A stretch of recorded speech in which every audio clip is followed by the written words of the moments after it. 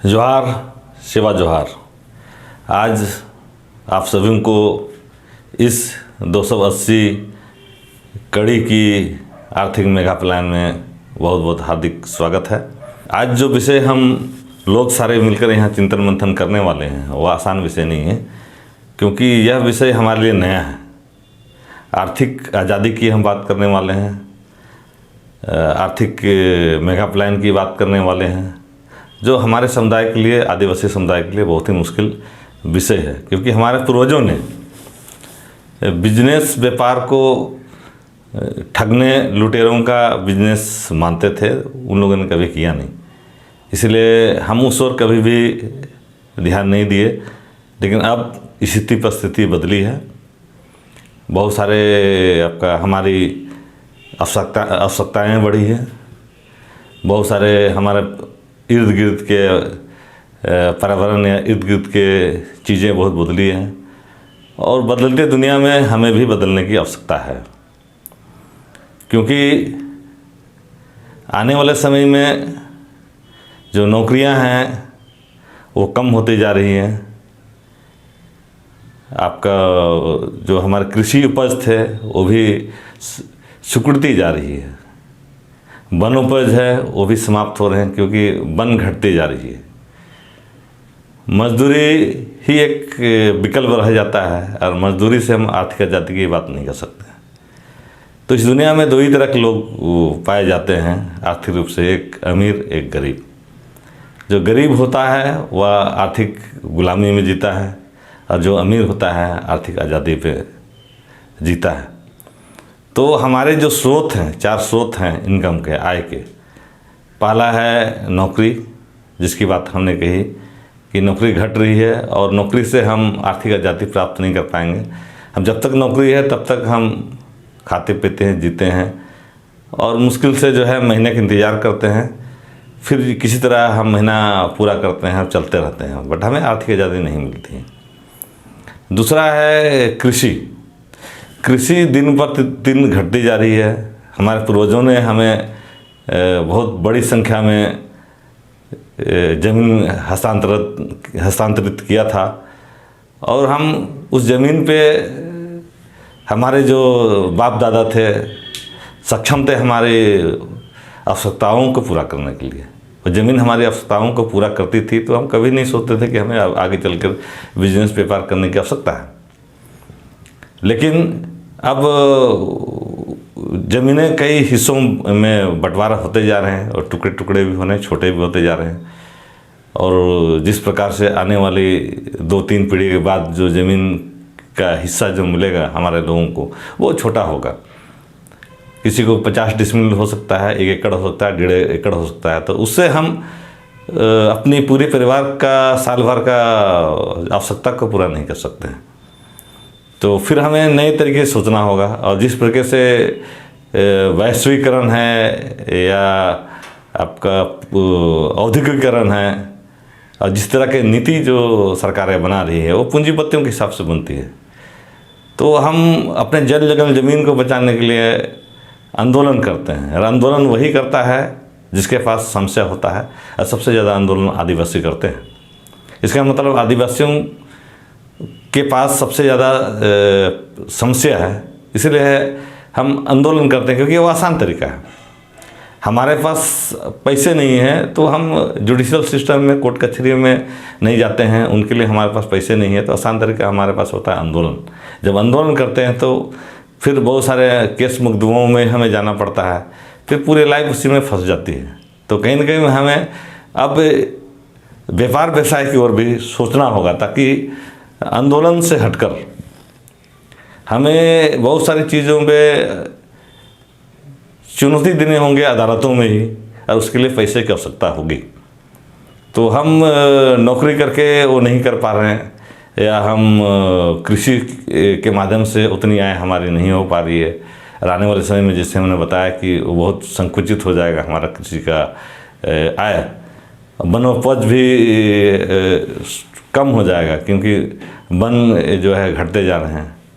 तो हमारे पास सिर्फ मजदूरी रह जाएगी, और मजदूरी हमारे आने वाले पीढ़ी करेंगे, तो मजदूरी के जरिए हम आर्थिक आज़ादी की बात नहीं सोच सकते हैं।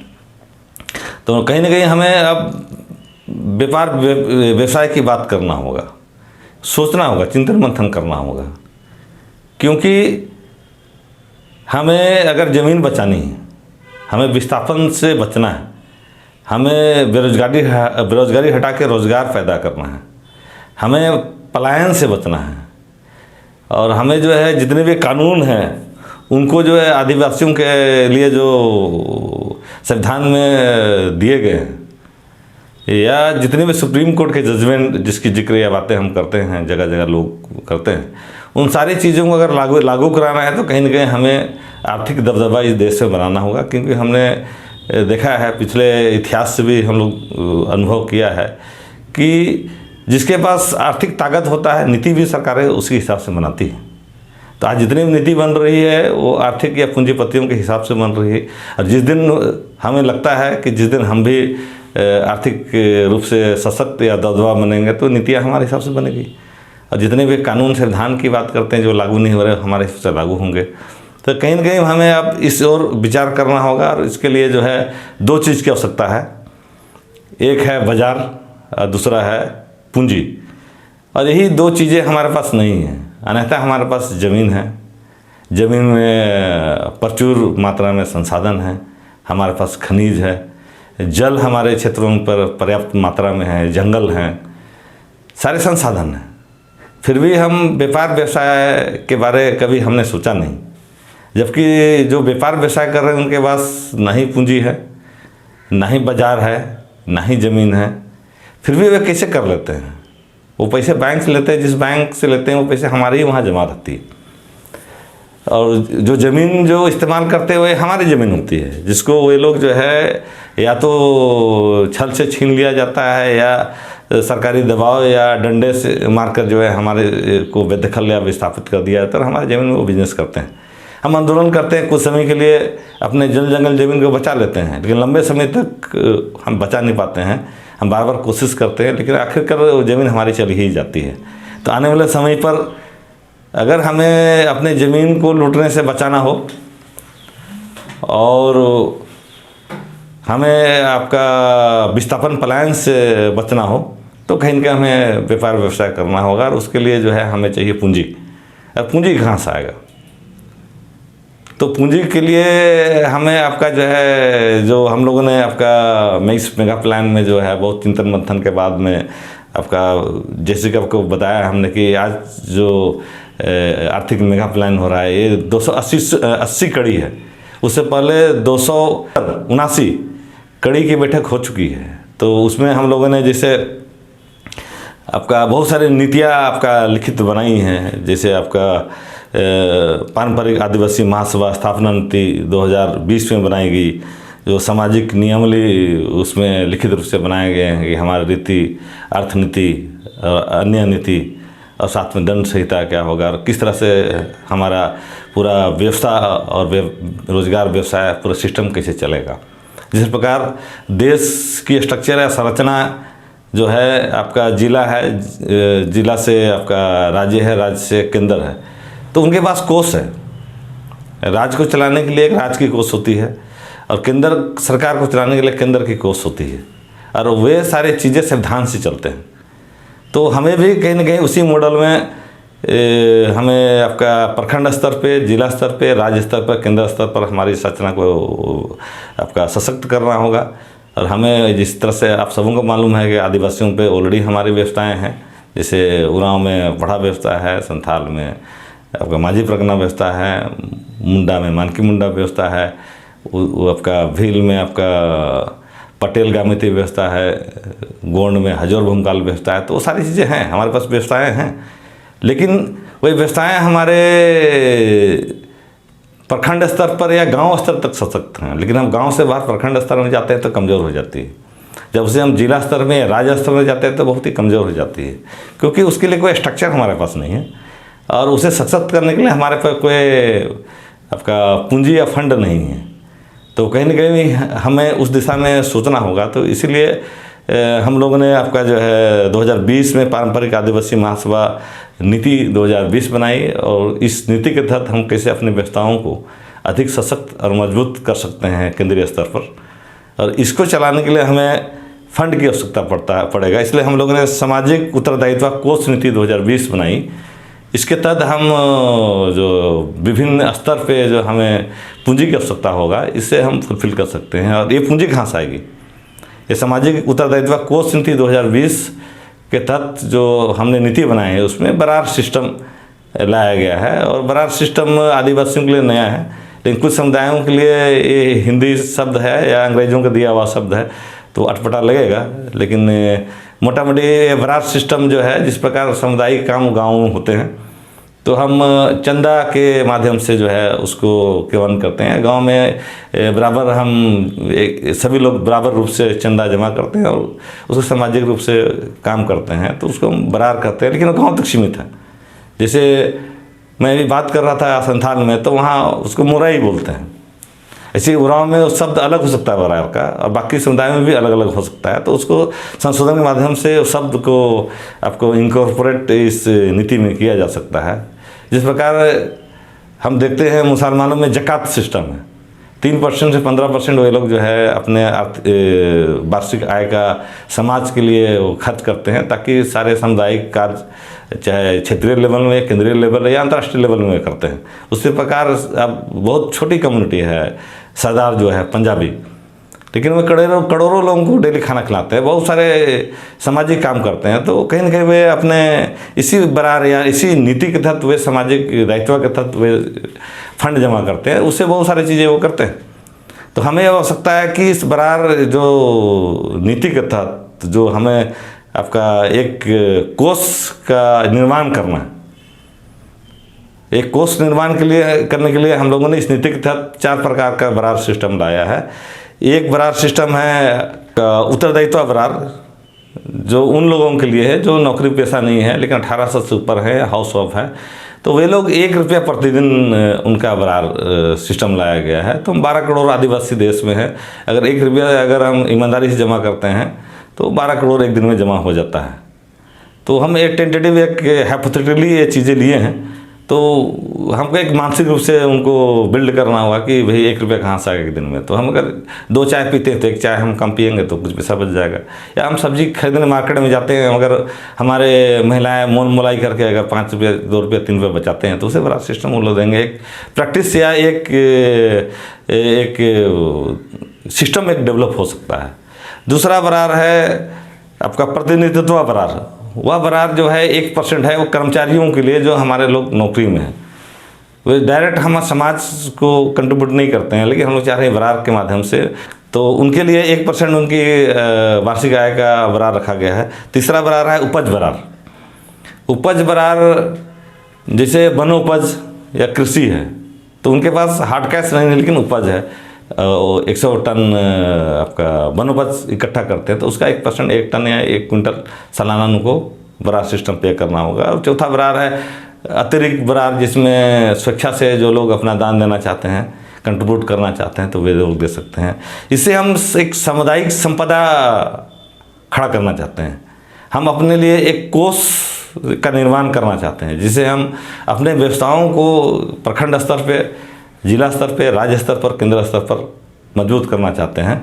इसलिए यह नीति के तहत जो है ये बरार सिस्टम के माध्यम से हम पूंजी का व्यवस्था या निर्माण कर जो है वैसे लोगों को मदद कर सकते हैं, क्योंकि ये पैसा जो है ये बरार सिस्टम जो है वहाँ जमा होगी। उसके लिए हम लोगों ने मिलकर जो है एक कंपनी का ऑलरेडी आपका रजिस्टर्ड कंपनी एक्ट में कर लिया। वो चैरिटेबल कंपनी है, यहाँ बरार जमा होगा और आपके पैसे से जितने भी लोग बिजनेस करना चाहते हैं उनको हम फंड मुहैया कराएंगे और वो उसका बिजनेस शुरू करवाएंगे। या जो लोग ऑलरेडी बिजनेस कर रहे हैं उनका बिजनेस को कैसे हम और बड़ा कर सकते हैं, बढ़ा सकते हैं, ताकि उनका इनकम बढ़े, रोज़गार वो लोग पैदा कर सके और साथ में हमारा बरार भी उनकी इनकम बढ़ने से बढ़ेगा। मतलब तो दोनों को हम मदद करेंगे आपका पूंजी के हिसाब से। और बाज़ार तो हमारा अगर जब हम बरार सिस्टम में जुड़ते हैं और इस बिजनेस में सारे व्यवस्थाएं हमारे साथ आ जाती है, जैसे उरांव का बड़ा व्यवस्था है, संथाली का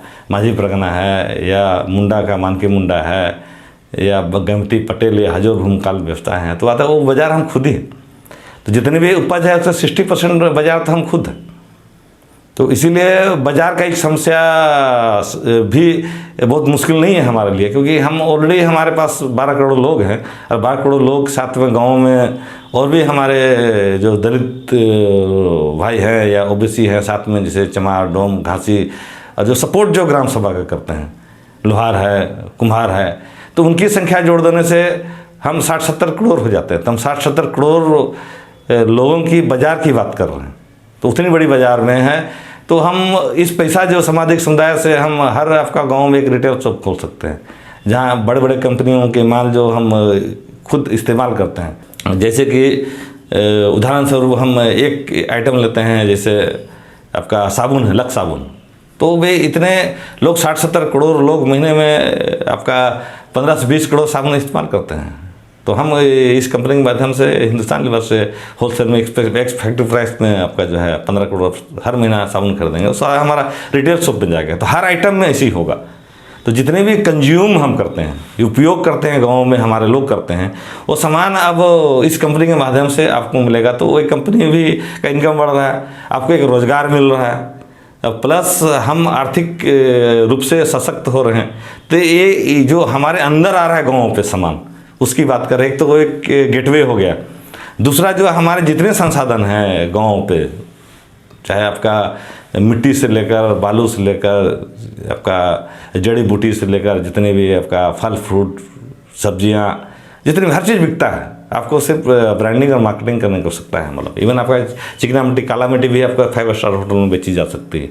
आपने देखा होगा, आपका एग्जाम्पल के रूप में रामदेव बाबा, उसने तो गोबर और गौमूत्र को भी बेच दिया है। तो जब वो भी बिक सकता है, किस तरह से मार्केटिंग कर रहे हैं, हर चीज़ बिकता है। तो हमें अब उस बाजार में मार्केटिंग की बात है, तो हम उस ओर पे आपका भी आपका काम करना चाह रहे हैं। और जो चीज़ें जब हम बाजार देंगे तो हमारा प्रोडक्शन भी बढ़ेगा। जैसे आपका मशरूम लगाना चाहते हैं, आपके पास बाजार नहीं कि कहाँ बेचेंगे, तो आप थोड़ा मोड़ा अगल बगल जानते हैं तो थोड़ा मोड़ा लगाते हैं। लेकिन अगर मान लीजिए आप 50 किलो महीने का उगा रहे हैं और उससे बड़ी बाज़ार नहीं है, तो अगर हम बड़े लेवल में बाज़ार जाते हैं, बाज़ार प्रोवाइड करते हैं, हमारे लोग आपका पूरे नेटवर्क पूरे भारत में एक साथ इस मेगा प्लान को हर राज्यों, हर जिलों में लॉन्च किया जा रहा है आदिवासी क्षेत्रों में। तो अगर हम बोलेंगे कि आपको जो है 50 टन आपका महीने में उपज करना है, तो आप बड़े लेवल में लगाए, आपको बाजार मिल गया, तो आपका इकोनॉमी भी बढ़ जाता है। तो हर प्रोडक्ट में ऐसे होगा।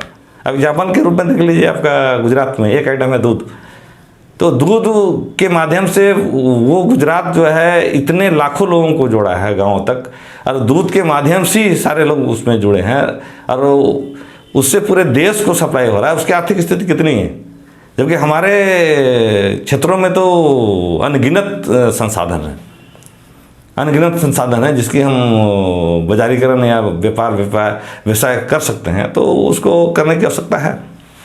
तो उद्देश्य हमारा इस सामुदायिक संपदा का निर्माण करने का है, जिसे समुदाय को आर्थिक रूप से सशक्त बनाना आपका इस सामुदायिक संपदा का निर्माण करने का उद्देश्य है। आपका सामुदायिक कंपनियों की स्थापना भी करना है, बहुत सारे कंपनियों की स्थापना करना। वो व्यक्तिगत कंपनी नहीं होगी या प्राइवेट कंपनी नहीं होगी। जितनी भी कंपनी आपका बन रहे हैं और बनेंगे आपका भविष्य में, वो सारे आपके पैसे से आपके कंपनी, वो समुदाय की कंपनी होंगी। तो जितने भी है सामुदायिक कंपनियों की स्थापना करना, उस बड़ा सिस्टम साहब पैसे से वो हमारा आपका प्लान है। समुदाय द्वारा उत्पादित एवं संग्रहित कृषि उपज आदि कच्चे मालों के लिए विनिर्माण एवं बाजार की व्यवस्था करना ये उद्देश्य होगा हमारा। ट्रेडिंग एवं रिटेल कंपनी की स्थापना करना होगा, ताकि जितने भी संसाधन हैं हमारे गाँव में उसके हम रिटेलिंग और ट्रेडिंग करा सके। समाज के लिए बाजार की व्यवस्था करना है, जिसकी बात अभी हमने की। गंड व्यवस्था, हम गण से हम काबिला के लोग हैं, समूह में रहते हैं, तो गंड व्यवस्था के समस्त ढांचा जो हमारा संरचना है, अलग अलग समुदाय की बात की, को मजबूत करने के लिए पारंपरिक ग्राम सभाओं, गढ़ सभाओं, कोट सभाओं या शंभू सभाओं की स्थापना करना, अलग अलग क्षेत्र में, अलग अलग लेवल में। तो इस सभाओं के आपका पुनर्गठन करना, उसको मजबूत करना, आर्थिक और सामाजिक रूप से मजबूत करना हमारा लक्ष्य होगा। गाँव की शिक्षा व्यवस्था, स्वस्थ खेल, वन प्रबंधन, पशुपालन, ग्रामोद्योग को मजबूत करना एवं उन्हें आर्थिक रूप से सशक्त बनाने से बहुत सारे कार्य है जो करना चाहते हैं। शैक्षणिक संस्थाओं जैसे शोध संस्थाएँ या आपका hospital, shopping mall, super market आदि की भी स्थापना करना, इस तरह के बहुत सारी चीज़ें रिक्वायरमेंट हो गए, सारी चीज़ें हमारे ये चीज़ों में है। तो ये सब चीज़ों को हम कर सकते हैं। इसलिए अभी हम और एक कदम बढ़ते हुए जो है हमारे लोग समुदाय के लोग सामूहिक रूप से जो है मिलकर जो है 2 कंपनी का और स्थापना किया कंपनी एक्ट में। एक है कोयतूर वेल्थ ट्रेडिंग लिमिटेड, एक है दूसरा है कोयतूर वेल्थ रिटेल लिमिटेड, ताकि हम होलसेल में भी आपका जा सकते हैं, रिटेल में भी जा सकते हैं, हम एक्सपोर्ट इंपोर्ट भी कर सकते हैं। तो इसको देखते हुए अभी 3 कंपनी एक्ट में रजिस्टर्ड हुआ है। पहली company United tribes Gondwana association में केवल एक ही शेयर ले सकते हैं, वो 500 रुपये प्रीमियम में दी जा रही है। बाकी 2 कंपनी है Koitur wealth retail limited and Koitur आपका वेल्थ ट्रेडिंग लिमिटेड। इसमें 100 शेयर आपको शुरू में मैक्सिमम दिया जा रहा है और एक शेयर का कीमत आपका प्रीमियम में 500 रुपये होगा। तो इससे हमको भी आपका फंड आ सकता है और इन फ्यूचर अगर लगता है बड़े लेवल में जा रहे हैं तो हम डिवेंचर भी इशू कर सकते हैं, शेयर मार्केट में जा सकते हैं, हम सेबी में भी इसको रजिस्टर्ड कर सकते हैं। तो ये सारे शेयर जो इशू होंगे वो NSDL जो नेशनल कंपनी है वो आपका इसका देख रेख करेगी। और जो लोगों ने अभी ऑलरेडी इसका शेयर आपका बुकिंग चालू हो गया, लोगों को सर्टिफिकेट मिलना चालू हो गया, जिस प्रकार टाटा स्टील टेल्को या आपका रिलायंस अडानी का कंपनी का शेयर मिलता है, वैसे आपको शेयर भी आपका वही कंपनी जो है प्रबंधन कर रही है और नेशनल NSDL ही आपका इशू कर रही है और बहुत लोगों को मिल भी गया। तो आप इस कंपनी को अभी गूगल में भी आप सर्च कर सकते हैं, ऑलरेडी लिस्टिंग में दिखा रहा है। तो हम इसकी शुरुआत आपका छत्तीसगढ़ के सूरजपुर संभाग के 6 जिलों से शुरू की थी और ये जितनी नीति बनी है उस वक्त हम एक ट्रायल पर जो है उस क्षेत्र में करना चाहते थे और जितने भी हमारे पारंपरिक ग्राम सभा है उनसे ये सारे नीति जो 16 तरह की नीति बनाई गई है वो सारे नीतियों को हमने आपका ग्राम सभा से अप्रूव कराया, क्योंकि ये सारे कंपनियां उसके अधीन चलेगी, ये सारे कंपनियां उनके आपका अधीन चलना है। तो इसीलिए आपका हमने जो है आपका केंद्र स्तर पे जो है आपका पारंपरिक आदिवासी महासभा संयुक्त भू गंडवाना भारत का निर्माण किया है। उसमें संथाल समुदाय है तो केंद्रीय स्तर पे हम जा रहे हैं, आपका उरांव समुदाय से भी केंद्रीय स्तर पे जा रहे हैं। या जो प्रतिनिधि 3-3 साल के हमारे जो है, जिस प्रकार हमारे देश में लोकसभा होती है उस तरह हमारा भी एक लोकसभा की तरह ही जो लोग चुनकर जो जाएंगे 3-3 साल के लिए, वे लोग हमारे रीति नीति अर्थनीति और दंड संहिता बनाएंगे ताकि व्यवस्थाएं ठीक से चलती रही। उनकी देख रेख में ये सारी कंपनियां जिस फील्ड में हम जाएंगे, बाद में हम प्रोडक्शन में जाने वाले हैं, जैसे आपका छोटे छोटे प्रोडक्शन में स्टार्ट कर सकते हैं, जैसे अचार बनाने का है, सॉस बनाने का, जब वेस्ट हो जाता है हमारा में। तो जैसे जैसे हम आगे बढ़ेंगे बैंकिंग में भी जा सकते हैं, इंश्योरेंस सेक्टर में भी जा सकते हैं, माइनिंग में भी जा सकते हैं। तो जैसे जैसे हम ग्रो करेंगे, एक्सपीरियंस होगा, हमारे लोग इसमें कॉन्फिडेंस होगा, तो हम उसको विस्तार के रूप में आगे ले जाना चाहेंगे। तो ये सारे प्लानिंग है। तो हमारा जैसे आपका जो बाजार है, जो मार्केट है, जैसे हम गांव है तो गांव में हमारा एक ग्राम सभा होता है, तो गोंड का लेते हैं तो आपका हर 12 गांव में एक गढ़ सभा होती है और कई एक आपका गढ़ सभा मिलाकर एक पारंपरिक कोट सभा होता है जो हमारा जोन या स्टेट लेवल में होती है, और कई एक आपका पारंपरिक कोट सभा मिलकर एक केंद्रीय स्तर पर शंभू सभा होती है। तो इनका एक व्यवस्था उसी प्रकार हम जाएंगे संथाल में तो गांव में ग्राम सभा होता है, उसके हेड माझी होता है, उसको हर 50 से 100 गांव को मिलाकर एक पीढ़ सभा होती है, उसका मुख्य आपका पीढ़ परगना होता है और 5 से 10 पीढ़ सभाओं के मिलाकर या पीढ़ परगनाओं के मिलाकर एक देश परगना होता है।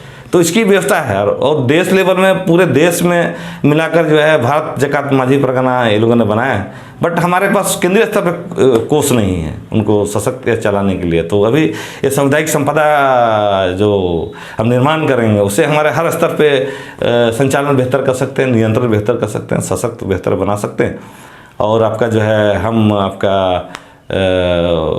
एक दूसरे से का जो रिक्वायरमेंट है बाज़ार में वो समझ सकते हैं। हम बाज़ार को अगर बेहतर समझेंगे तो आपका हम कोई भी सामान को मार्केटिंग कर सकते हैं, उसकी रोज़गार व्यवसाय को बढ़ा सकते हैं। ये देखने सुनने में बहुत अच्छा लगता है, लेकिन इसमें सबसे बड़ी समस्या है प्रबंधन। हमें प्रबंधन को बहुत मजबूत करना पड़ेगा, तभी जाके संभव हो सकता है।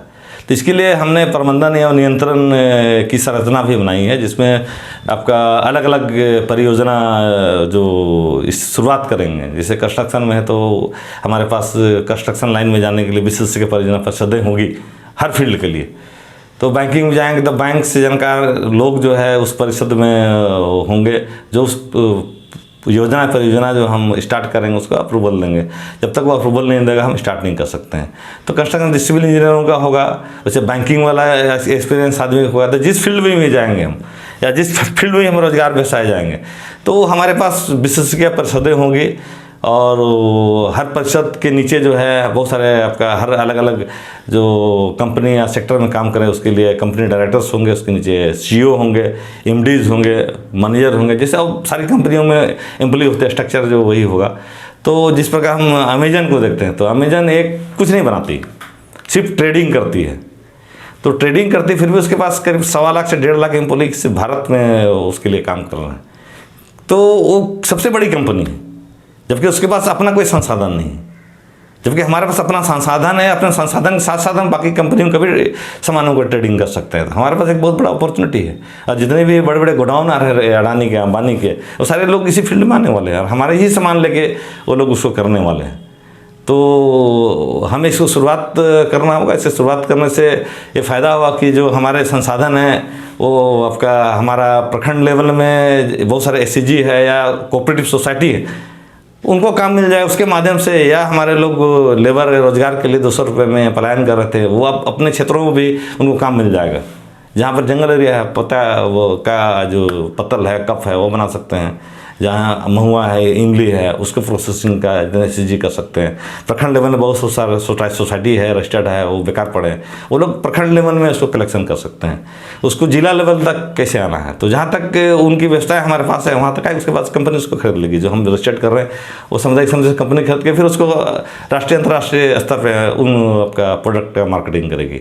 और जिस भी प्रखंड में आपका 10,000 हमारा शेयर होल्डर होंगे, उस प्रखंड में एक बाजार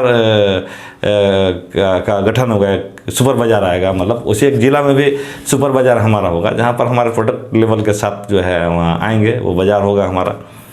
तो ये आपका प्लानिंग है। जैसे आप देखते हैं कि बहुत सारे शहरों में बाजार समिति है, बट उसमें हमारे अनुसूचित जिलों क्षेत्रों पर वहाँ बाजार है, एक भी आदिवासी का दुकान या गोडाउन नहीं है। मतलब और उसका बना बनाया दुकान है, 200-300 वर्ष से पूर्वजों द्वारा बनाया, उनके पूर्वजों द्वारा बनाया हुआ खड़ा हुआ बिजनेस है। आज अरबों में खेल रहे हैं, कुछ मेहनत नहीं है। माल फिक्स आता है ट्रक से, गोडाउन में गिरता है बाजार समिति के यहाँ, फिर वहाँ रिटेल में जाता बिकता है। तो जब वो माल हमारे यहाँ आएगा प्रखंड में, तो एक बाजार समिति, उन बाजार समिति के समांतर एक बाजार समिति फिर आ जाता है। तो माल जिसकी ज़रूरत है वो हमारे यहाँ से मिल लेंगे रिटेल में। तो आपको एक बाजार समिति के पैरेलल भी एक बाजार समिति आ रहा है, कंपटीशन आप दे रहे हैं मतलब। और हम एक प्योर व्यापार व्यवसाय की बात कर रहे हैं। जो टर्म्स एंड कंडीशन है, जो आपका सरकार की नीति है, जो आपका टैक्स सिस्टम है, या जो भी आपका पॉलिसी है, जो भी नीति के तहत जो दस्तावेज या सर्टिफिकेट है, सारे फुलफिल हम कर रहे हैं। चाहे जीएसटीएन रजिस्ट्रेशन करने की बात हो, चाहे आपका ट्रेडिंग का लाइसेंस की बात हो, रिटेल का लाइसेंस की बात हो, जो नॉर्म्स है आपका शेयर का जो नॉर्म्स है, सारे कंपनी एक्ट के तहत जो है उसमें कर रहे हैं। जिस प्रकार से बैंकिंग में जाएंगे तो आरबीआई के जो गाइडलाइन है उसके तहत हम जाएंगे। मतलब हम उसके क्षेत्र में, उसके लेवल में आके कर रहे हैं, क्योंकि एडवांटेज हमारे पास क्या ज़मीन है जो उनके पास नहीं है। मतलब हमारे पास का संसाधन है, उनके पास नहीं है। हमारे पास एक बहुत बड़ा मास है, संख्या जो बाजार है, उनके पास नहीं है। तो एक एडवांटेज है। तो वो सारे लोग कंज्यूम करने का, सामानों का उपयोग करने के तरीके में बदलाव कर लेंगे तो एक बड़ी जीत हम हासिल कर सकते हैं। और सोचता कि 5 से 7 साल के अंदर में हम उनको पकड़ सकते हैं। कि रामदेव बाबा के देश में क्या किया, रामदेव बाबा ने पहले कसरत करके बाजार बनाया। उसने आपका शुगर का ये दिक्कत है, प्रेशर का ये दिक्कत है, मोटापा से ये दिक्कत है, उसने एक बाजार बनाया। फिर प्रोडक्ट को उसने उसके माध्यम से अवेयर किया, लॉन्च किया। मतलब फिर देखा कि प्रोडक्ट डिमांड हो गया, तो आज रिटेल में हर जगह उसकी प्रोडक्ट का डिमांड है। और आज आपका 12 से 15 साल में आज रिलायंस टाटा के बराबर आ गया। मतलब 2 आदमी हैं, पहले 2 ही आदमी हैं, बाजार नहीं था। तो वो लोग कर सकते थे, आप क्यों नहीं कर सकते हैं? जिस प्रकार आप इजराइल के एग्जाम्पल देख लीजिए। मतलब वहाँ कभी आपका एक बूंद पानी नहीं था, वहाँ कुछ होता नहीं, क्योंकि उसकी मिट्टी पूरा बंजर थी। लेकिन आज वहाँ पर पानी भी वो लोग इंतजाम कर लिए हैं। और आपका वहाँ आपका खेती भी इतना बेहतरीन होता है पूरे वर्ल्ड में कि हर वर्ल्ड के लोग जाके वहाँ खेती का तरीका सीखते हैं। तो हम सब कुछ कर सकते हैं। देखिए उसका एरिया क्या बहुत छोटा है, इसी भी हमारे आदिवासी जिला के एक जिला के बराबर है। और सिंगापुर के देखिए वहाँ पर कोई खेती उती होता नहीं, तो रोजगार व्यवसाय से वो लोग चल रहे हैं। जापान के एग्जाम्पल ले लीजिए आप, जापान में कुछ भी खेती वहाँ कुछ होता नहीं, सारा चीज़ बाहर से आता है, फिर भी वो आर्थिक रूप से दुनिया में एक आर्थिक महाशक्ति है। तो क्यों? क्योंकि व्यापार व्यवसाय के कारण से महाशक्ति है। तो कहीं ना कहीं हमारे पास बहुत सारी चीज़ एडवांटेज है, जो हमारे जो संसाधन और चीज़ें हैं, तो उसको देखते हुए अगर हम इस क्षेत्र में जाते हैं तो लगता है कि हम बेहतर उनसे कर सकते हैं, क्योंकि हम एडवांटेज में हैं। और जिस दिन हम ऑर्गेनाइज होंगे, आर्थिक रूप से मजबूत होंगे, तो राजनीतिक रूप से भी मजबूत होंगे हम। तो राजनीतिक रूप से मजबूत होंगे तो राजनीतिक दबदबा हम बना पाते हैं। जब सत्ता में दबदबा बना पाते हैं तो हमारे हिसाब से नीति भी और कानून भी हमारे हिसाब से बनने लगेंगे। तो बहुत सारे जो आंदोलन कर रहे हैं, बहुत सारे जो आपका जल जंगल ज़मीन की बात कर रहे हैं, तो वो तो बच ही जाएगा। अगर ज़मीन हमारा है, स्कूल लगाना, फंड देंगे, स्कूल खुद लगाइए आप। मॉल खोलना है, आपकी दुकान खुद लगाइए आप। अब छोटा मोटा प्रोसेसिंग का फैक्ट्री लगा, खुद लगाइए आप। तो आपके पास पैसा है, तो कोई बोलता है अभी कि भाई हम यहाँ पर फैक्ट्री लगाएंगे, उससे आदिवासियों का विकास होगा, और बोल के आपका यहाँ पर वो दबाव डालते हैं, उसका विरोध करते हैं तो केस देते हैं। अभी तो बोल सकते हैं हमारे पास तो उससे ज़्यादा पैसा है, हम ये जो आप फैक्ट्री लगाने वाले खुद लगा सकते हैं, हम तो आप क्यों लगा रहे हैं? तो वो एक्सपोज हो जाएंगे। मतलब उस वक्त तो जो है आपको उनका जो आज विरोध करने से वो लोग हम राष्ट्र विरोधी या आपका देशद्रोह बोल के जो है हम लोग डराते हैं या केस कैसे देते हैं जब विरोध करते हैं उनके मॉडल को। तो हमारे पास तो जो लाने वाले खुद लगा सकते हैं आप, तो फिर उनके पास तो बहाना भी नहीं होगा, तो आप बेहतर स्थिति में होंगे। और जब आपके 5वीं सूची और बाकी चीज़ लागू होंगे तो भाई आप इतने मजबूत होंगे, उनके कंपेयर में आप इतनी एडवांटेज पोजीशन में आएगा, आपसे कंपटीशन नहीं कर सकते हैं आप। तो माइनिंग में जाना हो या बाकी बड़े इंडस्ट्री में जाना हो, वो तो आपका बड़ी बात नहीं है। मतलब तो कहीं ना कहीं हमको आर्थिक आज़ादी के लिए जो है हमारा संसाधन है उसको एक्सप्लोर करना होगा। हमारे पास इतनी संख्या में लोग हैं, उसका बाजार है, उसको बाजार को समझना होगा। हमारे पास बहुत छोटे छोटे आपका कंट्रीब्यूशन से, बराबर से जो है एक बहुत बड़ा आपका सामुदायिक संपदा खड़ा कर सकते हैं, निर्माण कर सकते हैं, जो हम उसका इस्तेमाल जो है, जो बैंक हमको लोन नहीं देती, हम लोन देंगे। मतलब जैसे इजराइल में आपके पास अच्छा प्रोजेक्ट है, उसे लगता है कि आप प्रोजेक्ट जो है सक्सेस कर सकता है, तो सरकार उसको लोन दे देती है। मतलब अगर वो फेल कर जाता है तो लोन वो वापस मांगती नहीं। मतलब तो हम भी इस तरह के देखेंगे कि जो करता है उसको हम लोन देंगे, उसको चाहेंगे कि वो फेल ना करे, तो वो लोग कर सकते हैं। छोटे मोटे लोन के लिए आपका हाँ बैंक लोन देता नहीं है, हम करते नहीं, तो जो हम लोन देंगे और साथ में उसका बाजार दे रहे हैं कि ये जो माल बन रहा है यहाँ हम उठाएंगे सारा माल, तो आसानी से हमारे लोग जो है इस फील्ड में आएंगे। वो आपके जो है या कृषि से रिलेटेड वो बिजनेस करना चाहते हैं, या वनोपज से रिलेटेड करना चाहते हैं, या जल से संबंधित वो लोग आपका कुछ बनाना चाहते हैं, या आपका और बाकी चीज़ों पर आपका प्रोडक्शन लाइन में नहीं जाना, सर्विस लाइन में जाना चाहते हैं। तो किसी भी लाइन में अभी जैसे बहुत सारे डिजिटल वर्ल्ड है, बहुत सारा ऐप चलते हैं, बहुत सारा ऐप चेना बना देता है, अरबों रुपया मिनटों में कमाते हैं वो लोग। तो जब हमारा मार्केट होगा, हमारा बाजार होगा, तो जितने ऐप से सारे आपके हो सकते हैं। फेसबुक के पैरेलल आपके सोशल मीडिया हो सकता है, व्हाट्सएप के पैरेलल आपका हमारा सामुदायिक आपका कंपनी का हमारे लोगों का हो सकता है, यूट्यूब हो सकता है, सारे ऐप हो सकते हैं जो है जहाँ इस प्लेटफॉर्म का हम भी इस्तेमाल करेंगे और लोग भी इस्तेमाल करेंगे। जितने विज्ञापन हम जो है हमारे लोग बिजनेस करेंगे उसमें दिया जा सकता है और पैसा कमाया जा सकता है। बहुत सारे अपार अपॉर्चुनिटी है, बहुत सारे अवसर हैं, जिसको देखते हुए हम लोगों ने आपका जो है आपका सोचा कि अब वो समय आ गया कि हमें रोजगार व्यवसाय व्यापार आपका करना पड़ेगा। वो जो है हमें इस ओर जाने से हमें आर्थिक आज़ादी मिलेगी, और तभी इन भविष्य में जो है हम अपने आने वाले पीढ़ी को जो है आपका जो है कुछ दे पाएंगे।